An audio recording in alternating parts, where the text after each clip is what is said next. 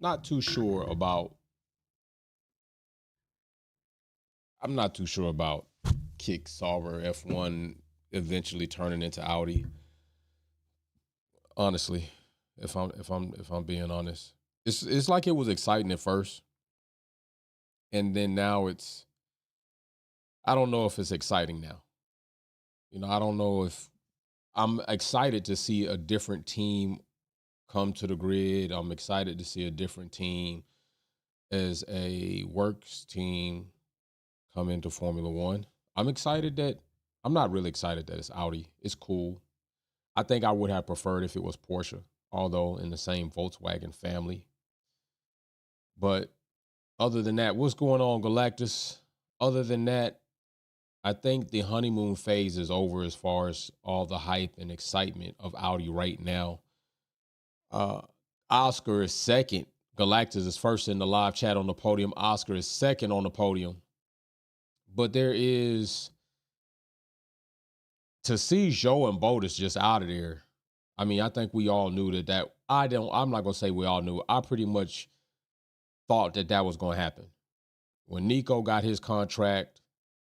I said, if anything, maybe they keep Zhou. Zhou's younger, give him an opportunity to maybe prove himself with a better car. Valtteri's older.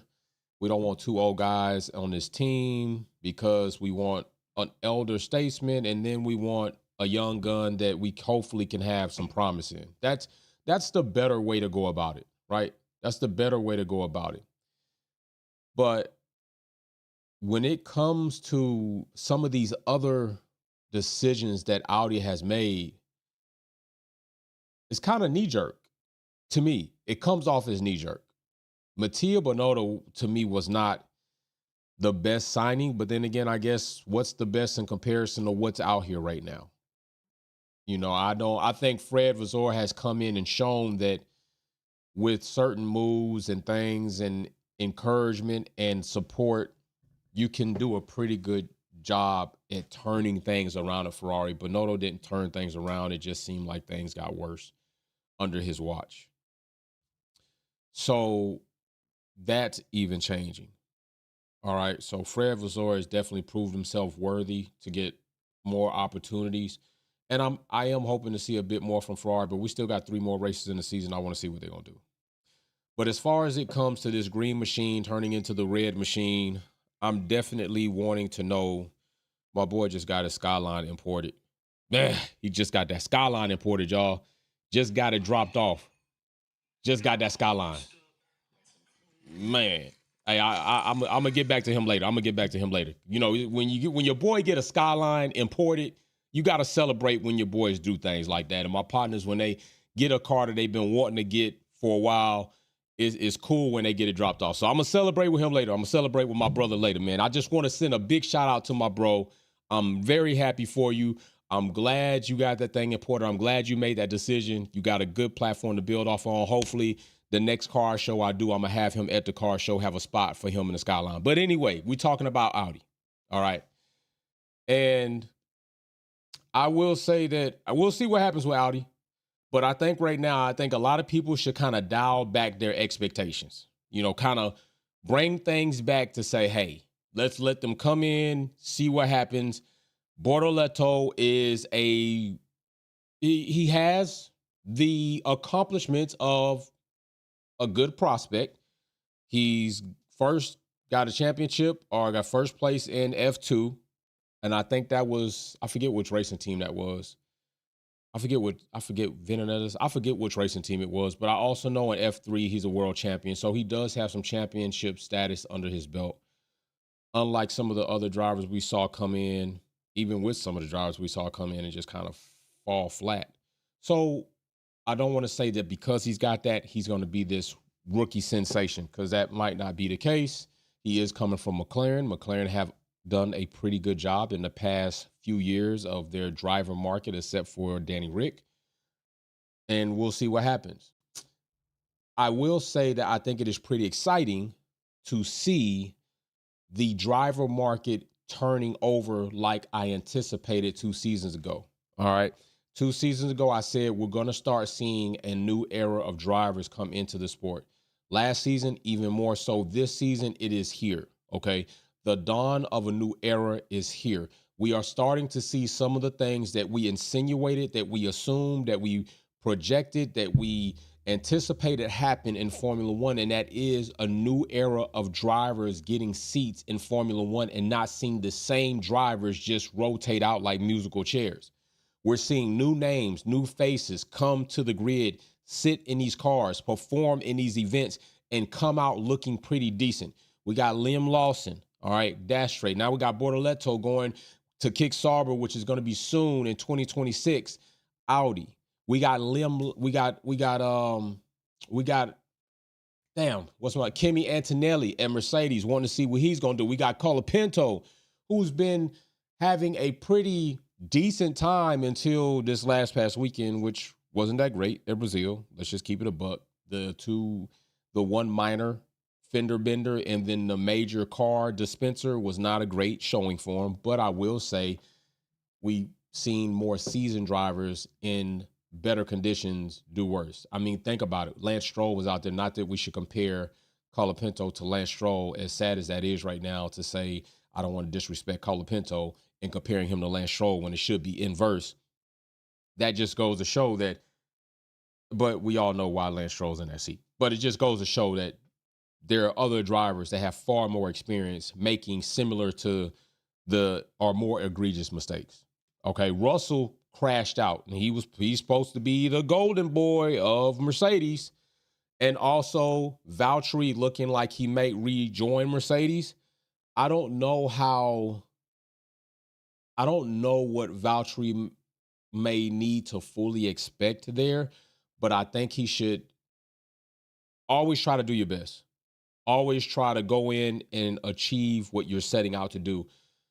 I just don't see Valtteri getting that seat unless Antonelli completely screws up or Russell jumps ship.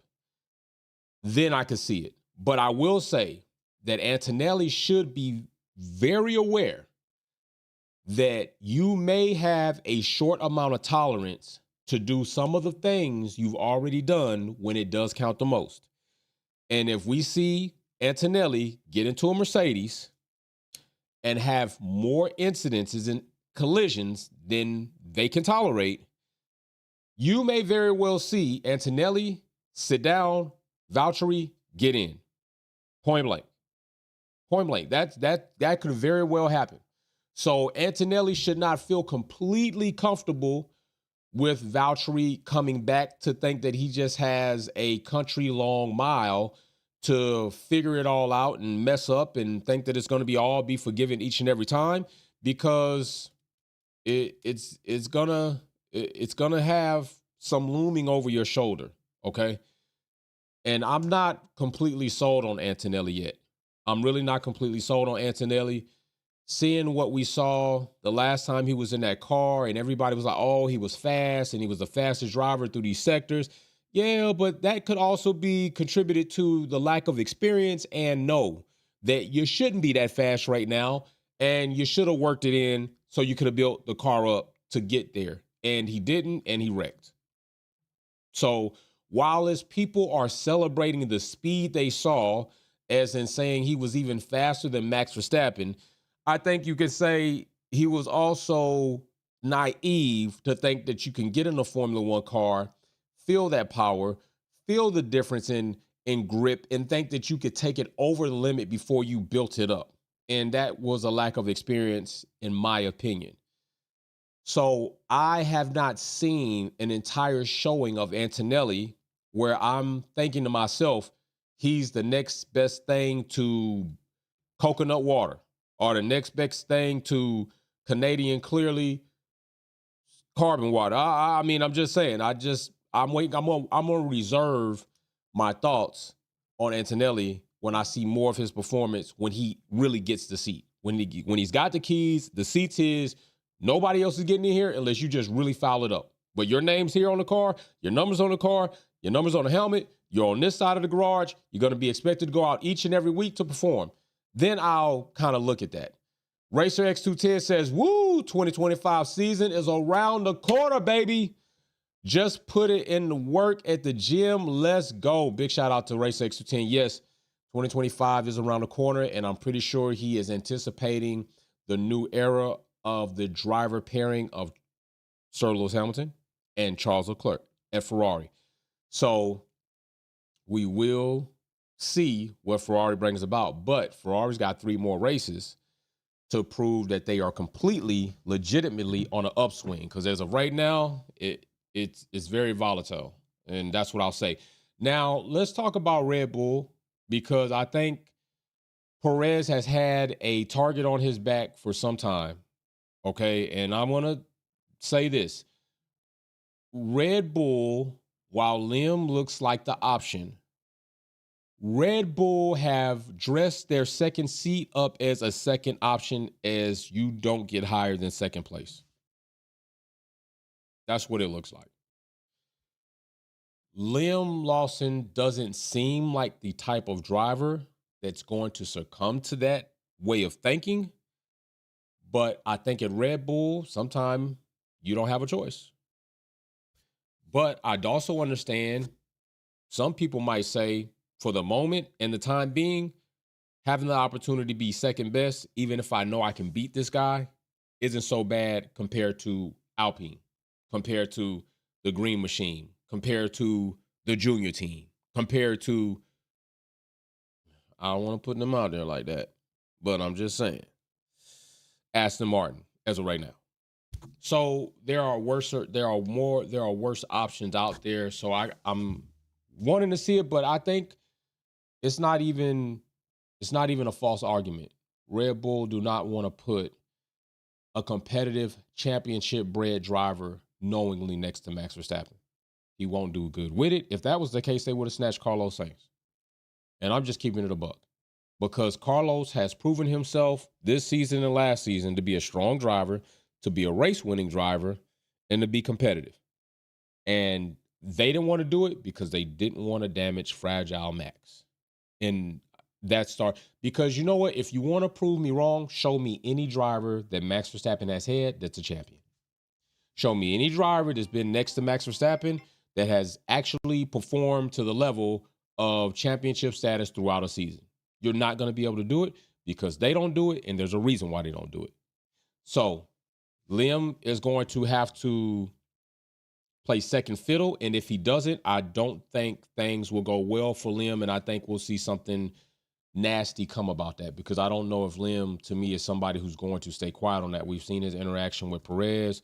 We've seen his conversation and his back and forth with Perez. So I would say that likely won't be well, but you never know what's up with a guy until he gets in that situation, and then things might unfold a bit different. No discount about him or any shame, whatever the case may be. He's got to find a way to get himself into a seat, into a career. And sometimes, you have to make things work for the time being. But I do think Liam Lawson definitely deserves an opportunity in Formula One consistently in a seat, because he's looked pretty decent. Zhou, on the other hand, and I did say this, I don't know if he was going to be anywhere else after Kick Sauber. Although in a very ailing, very disappointing car, I don't know if Zhou quite showed other teams that there's something there for us to want to invest in versus investing in something new and right now an unforeseen possibility that we could have good upside. I don't think Zhou did that. I think there's certain things that you could even do in a bad car that will show teams you're good in a good car. And I don't know if Zhou did that. And right now, Jack Doohan is at Alpine. Gasly's already been signed. Right now, you got Kick Sauber's going ahead and locked in Nico and Bortoleto. And then you have right now you got the 2 seats open at Red Bull. We know, I would think that that's not even an option. Okay, with Colapinto sitting out there, I don't know how much Williams is going to want for his services and if Red Bull want to pay that. Liam's definitely, to me, right now at this point in time, a shoo-in if 2 spots at Red Bull open up, either for the junior team or the varsity team. He's in there. I still don't agree with the whole Red Bull 2 teams, 4 cars, 4 drivers on track. I think it's really hokey. I think it's bullshit. And I think there's something should be done about it. But I don't think there's anywhere for Zhou to go. I just don't. It may be a reserve driver, maybe sim time to assist the team right now until something else opens up. But there seems like there is an influx of fresh, new, go get it, talented drivers that are getting opportunities and making auditions that make teams say, why not? And Zhou has been here not long, and I would like to see him get another chance, but I just didn't see anything wowing from Zhou. I didn't. So we'll see what happens. Racer X210 says Lim seems like the guy he would most likely give Max a hard time until Max cries about it, of course, because he's a crybaby. But McLaren needs to let Piastri run and not hold him back if McLaren wants a chance to not only win the World Championship Constructors, but the driving championship. That is a good point. That is a good point. And I think that time probably has come, Racer X. I think what Lando did, even while circumstances went against him in Brazil, because that's really what it was. It wasn't Max on this superior, awesome drive. It was a chain of events that screwed people that got it right, people who didn't get it right and were underperforming, got to the front, safety car, VSC. That's what happened. Okay, that's just the truth. That's what happened. Don't let nobody else try to spin it to you with no other BS or shenanigans. That's what happened. And McLaren still, like I said, there's a way you go about if you lose. And Lando, while completely getting screwed by circumstances, still kind of fell apart. He kind of fell apart. He let it go. He started making mistakes that these rookies were making, and he didn't look like a competitive championship driver, even in that. And let's keep it a buck. Even when things weren't in Max's favor and he was starting where he needed to start due to him doing the BS that he does, he still drove consistent and sound. So, Lando, what's up? And you got one of the most dominant competitive cars on the grid, bro. And you've been talking way too much to do a lot of the things you're doing. It looks crazy. So I think right now Lando has put himself in a very challenging position because Oscar is Iceman for real. He's not Maverick. He's Iceman. Iceman was good and he was strong and he was solid, but Maverick was a dog. Lando ain't the dog. So it's like we got a one actor movie right here. We got Iceman. Now we need Maverick, and Lando's no Maverick. So at this point in time, I do also think Oscar was making a little bit of a statement when he didn't give that position up as soon as it was. And I think that is who Oscar is. Oscar is a dog. Oscar is going to let you know calmly, cool, and collective, don't F with me. And if you do F with me, you better be ready to go long. And I like it. Oscar's that dog. So I don't know what's going to happen next season, but they need to cut him loose. Now, Oscar to me still does seem like he needs, and this might be the season he gets that experience and comes back junior season and like really rips one off. But I'm waiting to see that for sure. Waiting to see that. So we'll see what happens. Driver market is changing. Things are looking awesome. We still got the rest of 2024, 2025, and then more exciting things to come 2026. So there are 2 more seasons of Formula One in front of us that can completely wow us. And more than just qualies, and more than just sprints, and more than just the race. Things going on in the paddock, the pits, the grid, drivers, all this stuff. I think it's turning into what could be a very exciting Formula One season, especially during the new regulation change. We could get a whole debacle of things going on. So big shout out to you all. I will see you all soon. That's it. Jay from Wolfpack Performance. And you know what I say. I'm out. Peace.